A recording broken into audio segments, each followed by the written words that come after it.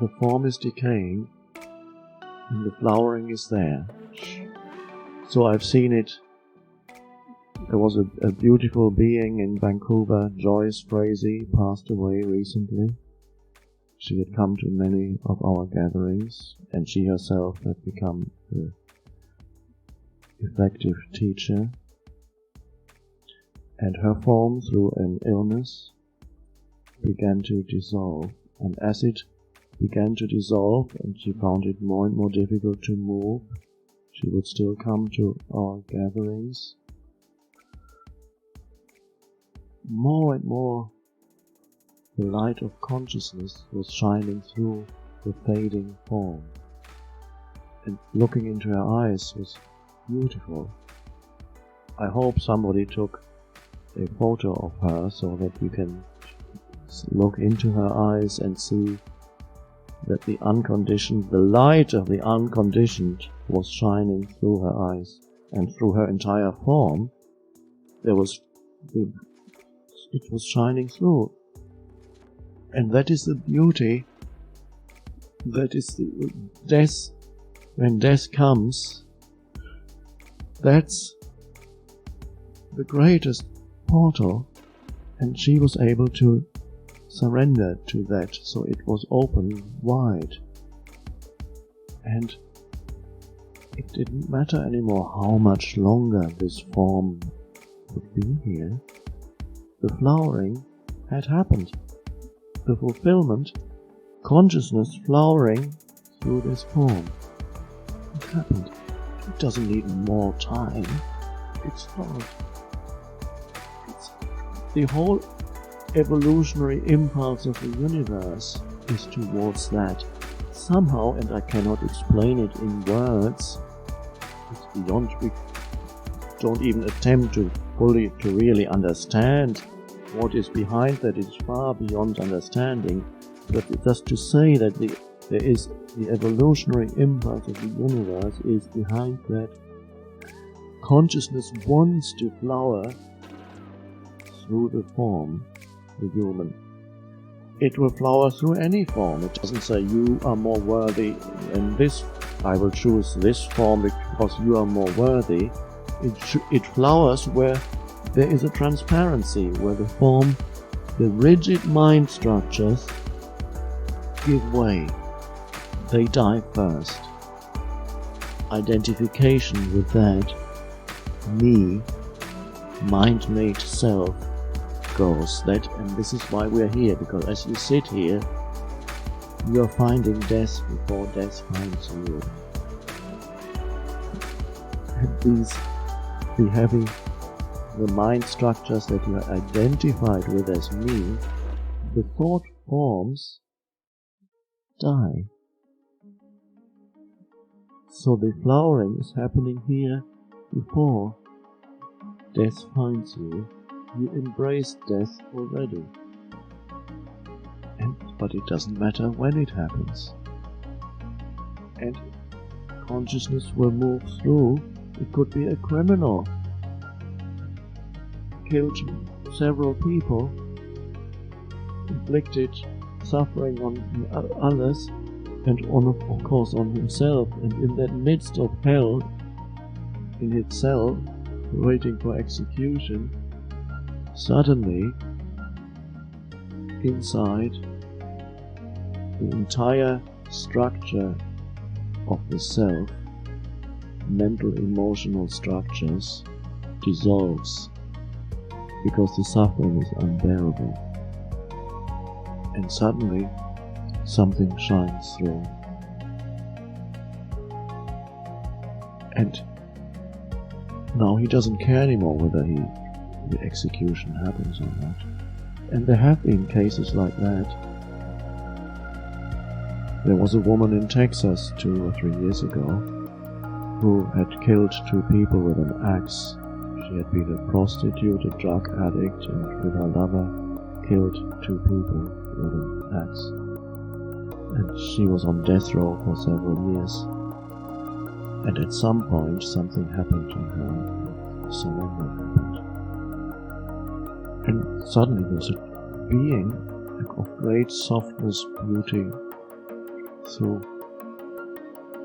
there was not, the strange thing is there was not even guilt anymore, because guilt is still to be identified with unconscious movement as me, to derive your sense of self from the movement of unconsciousness and saying, I did that, it was me.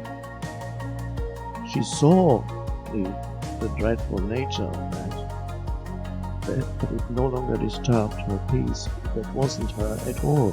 That was not the consciousness that had now emerged. And then she was executed. She interpreted it in a Christian sense, I believe, because that was her surrounding culture. When this happens, sometimes when people speak about it and tell others about what happened to them, they may use certain words that correspond to their language or culture. But when you look beyond the words, you will see that they all point to the same. And there are some of those to whom it happens who can't even speak about it. They just look at you, and you look at them. They may be uneducated, they may not have much to say. And yet you look, you see, there's something that shines through that is deeper than a person, than any person could be. The personal dimension has given way to that. And so, it is sacred when that happens. But so far it's been relatively few human beings to whom this has happened. No longer the case now. It is the destiny of all humans to go through that transformation. It is certainly your destiny, otherwise you wouldn't be here. The purpose of your life is to enable that to come through you, and it's happening already. So we embrace the death that is here when you surrender to what is. It's the greatest death. The resisting me entity gives way. You can surrender through suffering, or you can surrender through voluntarily through the yes to what is, which, as we saw yesterday, takes you beyond the form. You're no longer reacting to a form. So the yes, that simple thing, takes you beyond form.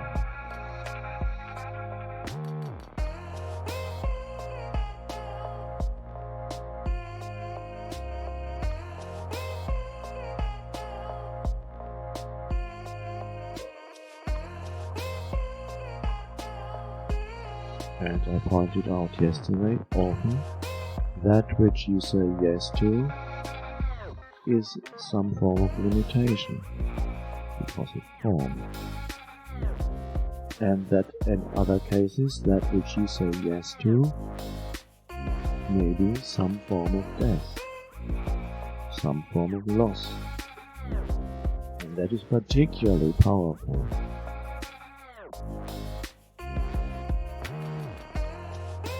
Any kind of loss or death leaves an emptiness behind when the form is no longer there.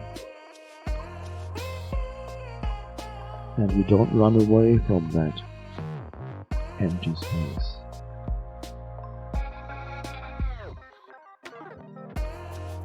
And it's an opening into the formless. One could say every form obscures God, and the death of the form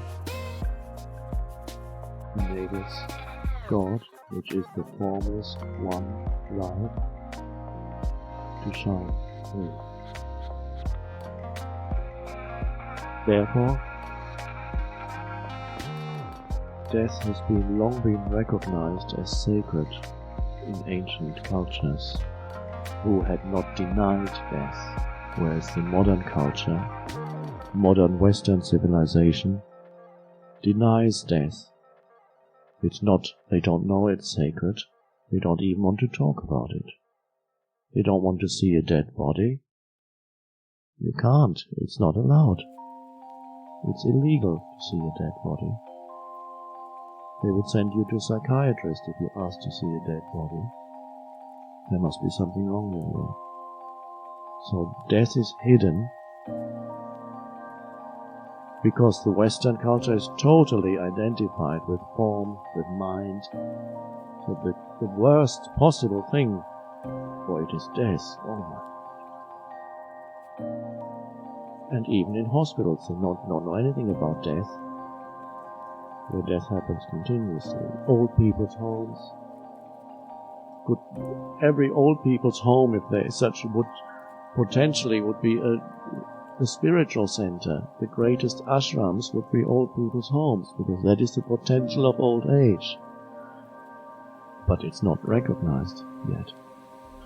So,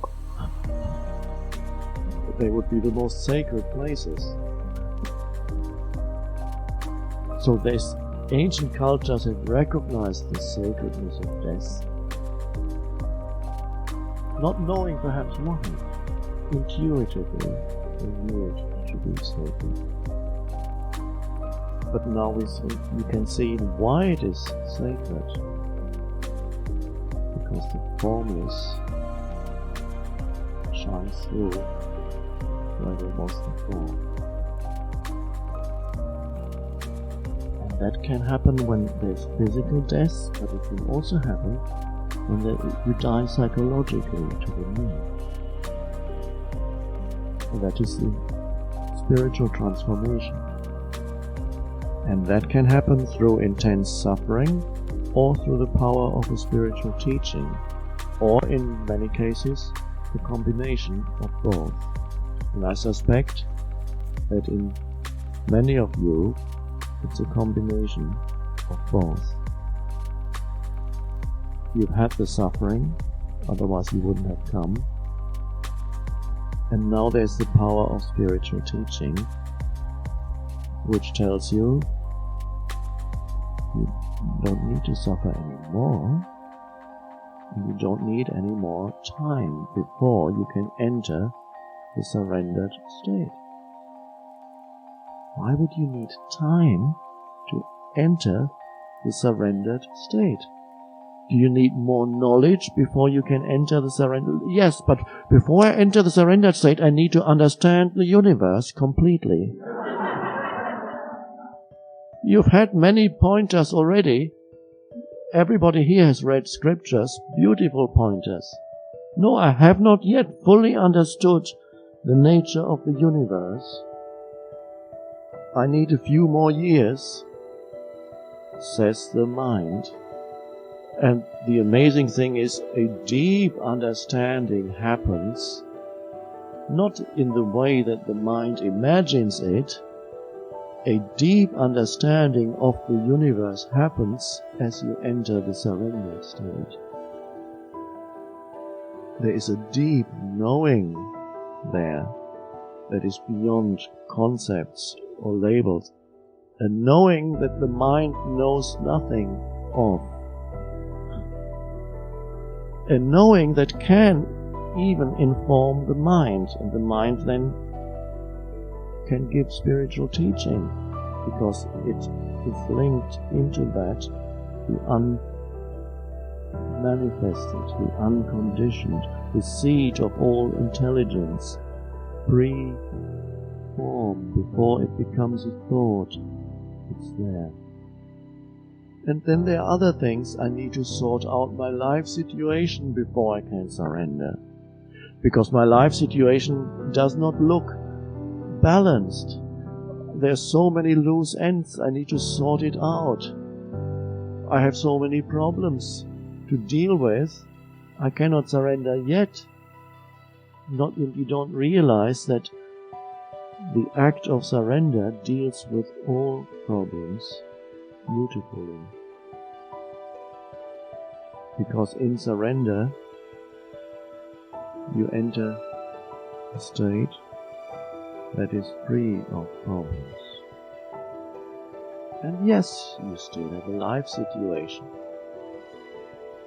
but you don't inhabit a conceptual identity based on your life situation.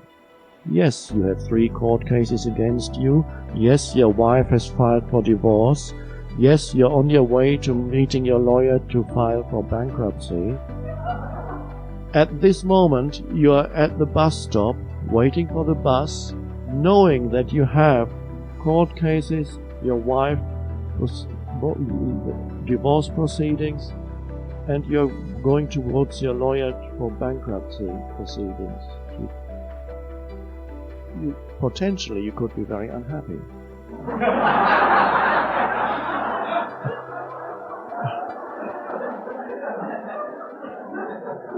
You could be, because your story isn't going the way it was supposed to go.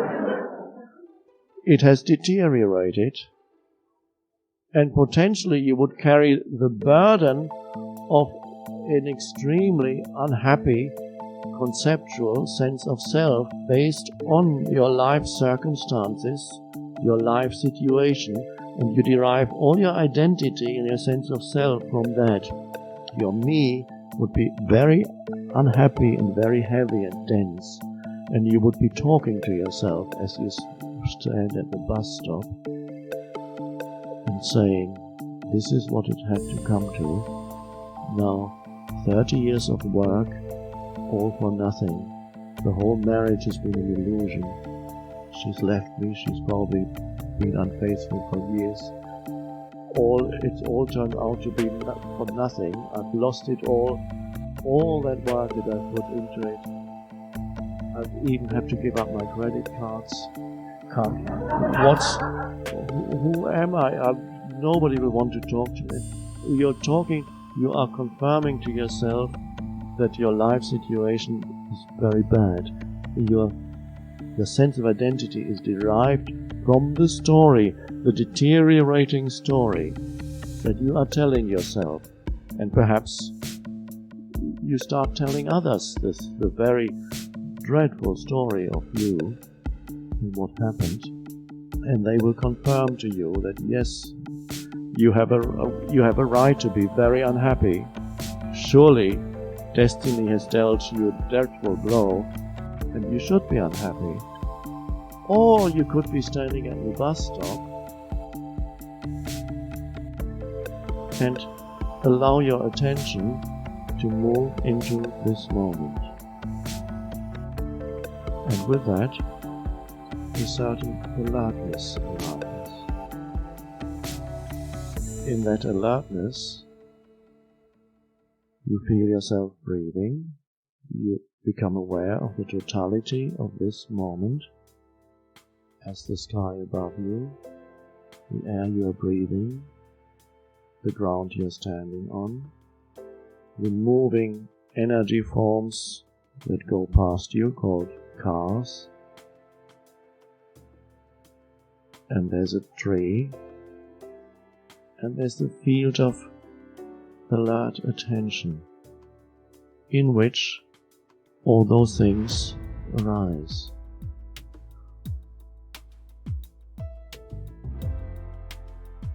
And there comes the bus. The doors open, and you get in, and you sit, and then the bus moves.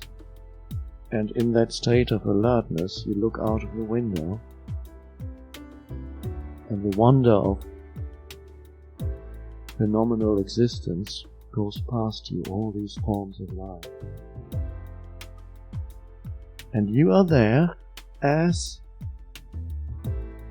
an alert field of presence. And you still remember where you're going, but you're fully there.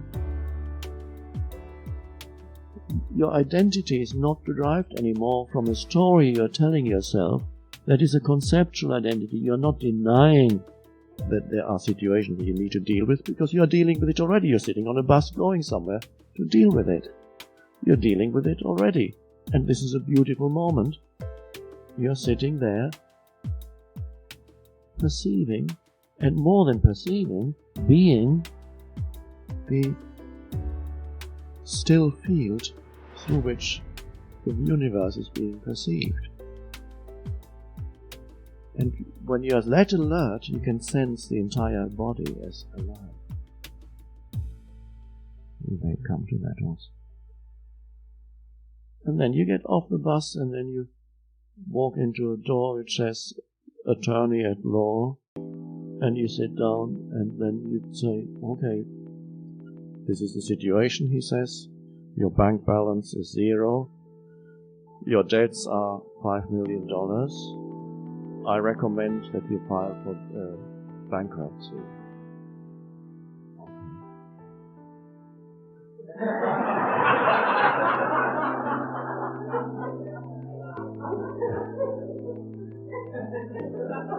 And then you hand over your American Express Platinum cards. You've lost your cards, and perhaps your sense of self was somehow in each card a little bit. Because whenever you paid in expensive restaurants with the American Express Platinum cards, they respected you.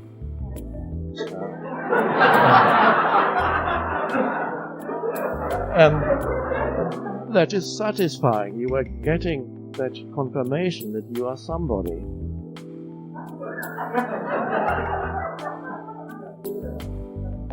But in a strange, but as you hand over the American Express and other cards, that leaves a little bit of an emptiness. And as you accept that emptiness, it feels incredibly peaceful not to have these cards anymore. They're gone. Not that you formulate some kind of new belief that says it is more pure not to have credit cards.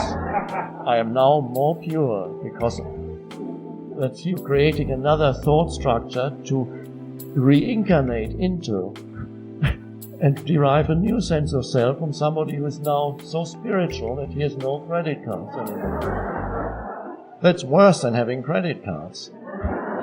No, that's not how it is.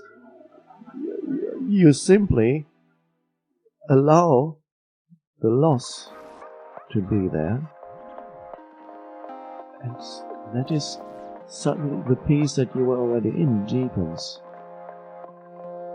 And then you might have to give up your big home, and again,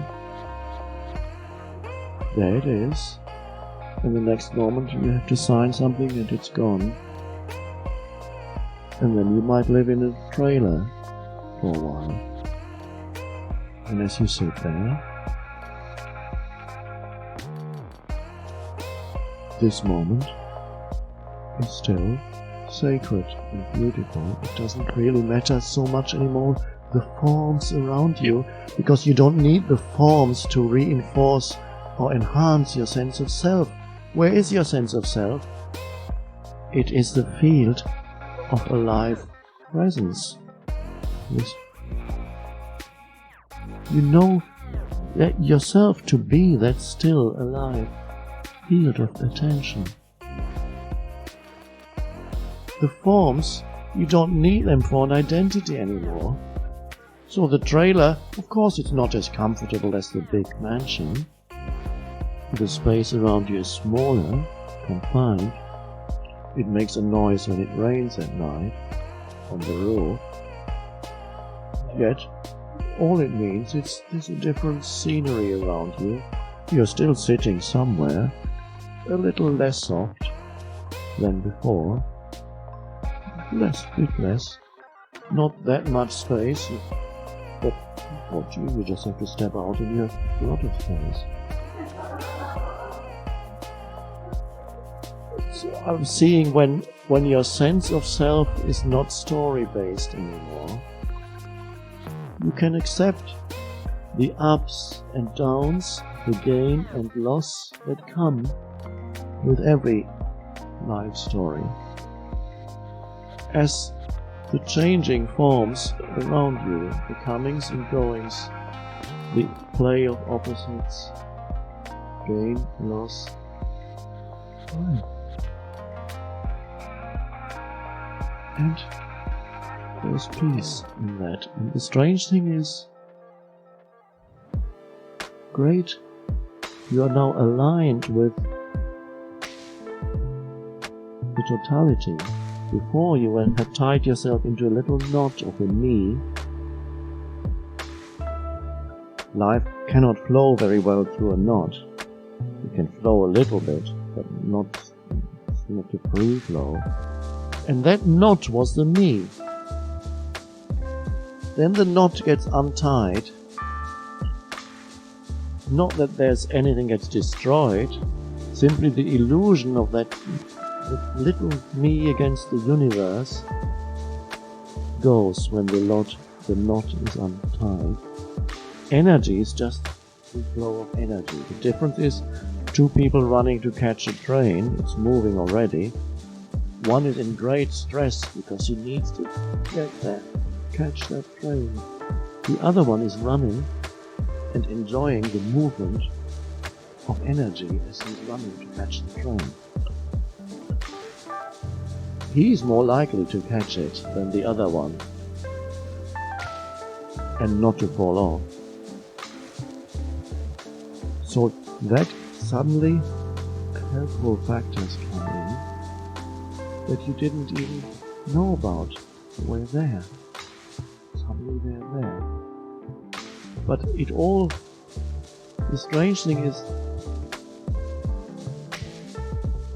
the state of completion is already here.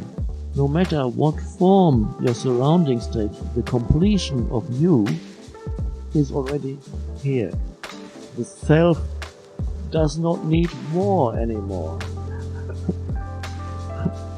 So any more that comes into your life is simply the play of forms. They come and you say, nice. If more comes again, and maybe a year later you have another mansion. Maybe. But you won't be the same. You will move in that mansion, not feeling that this is mine. Not seeing that as my achievement. Simply seeing, yes, another beautiful